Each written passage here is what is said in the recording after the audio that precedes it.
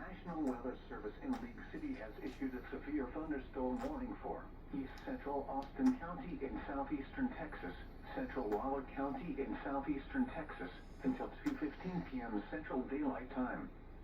At 1:52 p.m. Central Daylight Time, a severe thunderstorm was located 8 miles northwest of Pattison, Oregon, 11 miles northwest of Brookshire, moving northeast at 5 miles per hour. Hazard, quarter-size hail.